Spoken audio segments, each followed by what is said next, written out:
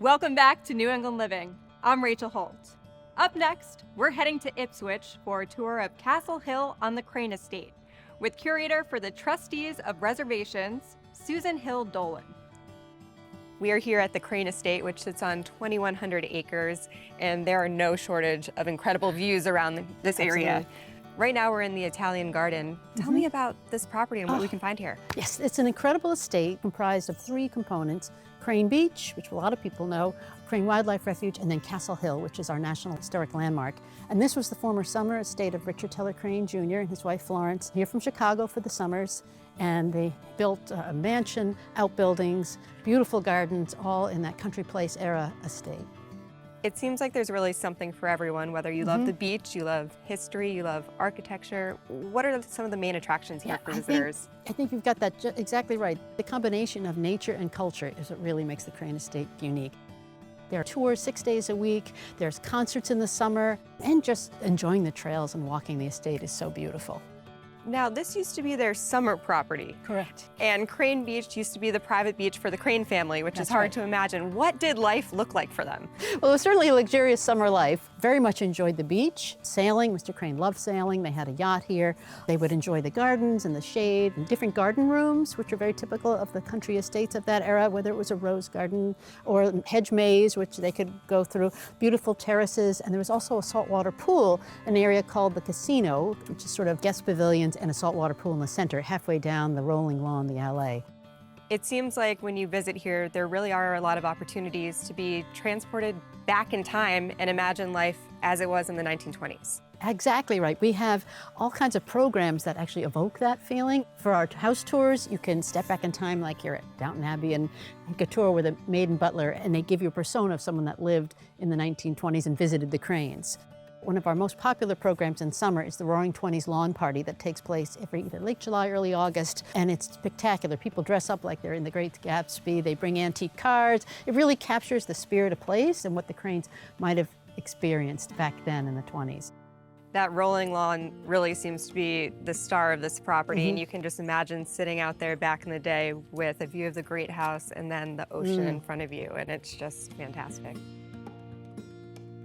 Around this property, you've really taken a lot of care to restore things to how they originally were. And this garden, for instance, you paid attention to the coloring that used to be here back in the day with the plants. That's right. Mrs. Crane's formal garden had blue, white, and pink. She loved blue, white, and pink flowers. So we've restored the flower beds, but using sort of a newer take on the plantings to be a little bit more deer-proof. But we did recapture that, and we've worked on the stoneworks, and we've done that more recently in the rose garden, which people can see if they visit, and down in the casino, which is another wonderful place to visit.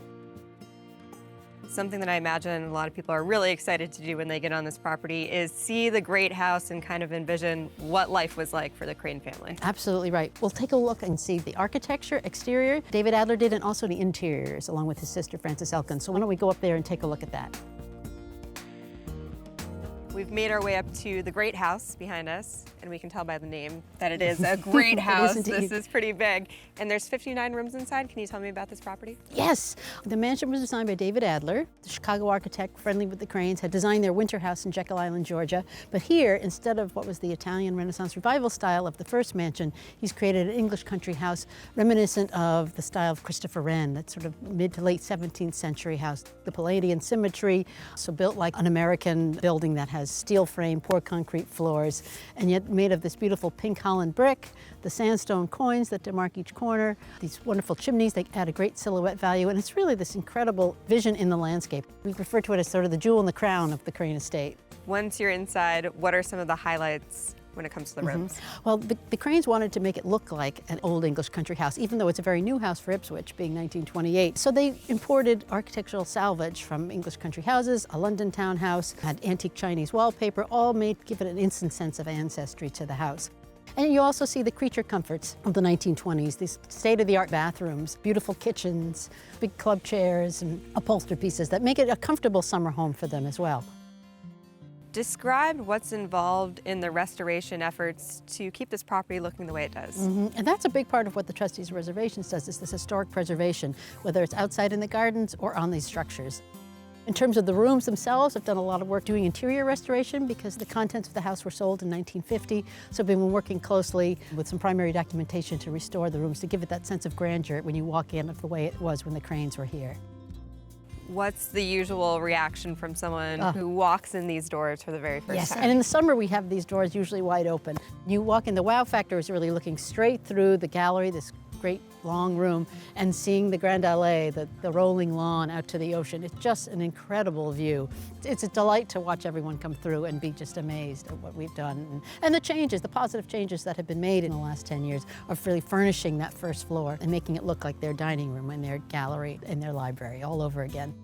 With 59 rooms, there's a lot to see inside. If we have to pick just one, where are we going?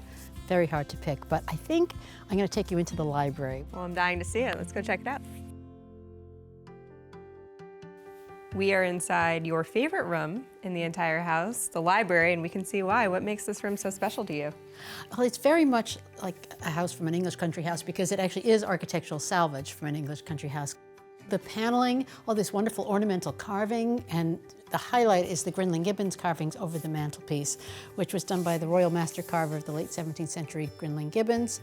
It's just this real feel of an instant sense of ancestry and rich history in this room because it was brought over. And early in the preservation movement, a lot of Americans were bringing over architectural salvage and installing them in their new homes so that these new American industrialists had this feeling of sort of royalty and aristocratic interiors.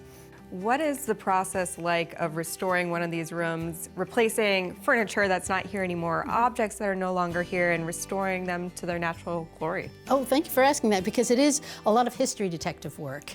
I mean, I look at the primary documentation, which might be the photographs we have from the early 30s. We have an inventory of the house. We have the auction catalog in 1950, and we have some of David Adler's actual furniture inventory cards. So based on that, we can put together what he had, whether it's the wool fabrics used for the draperies, the chintz used for the chairs, whether it's Regency or Georgian tables. And then also, we've been very fortunate that some of the Crane descendants have given us some things back. So we have Mr. Crane's desk, which is wonderful, and some side tables. So we sort of put it all together and try to bring back the interior restoration, which has been going on for about 25 years now.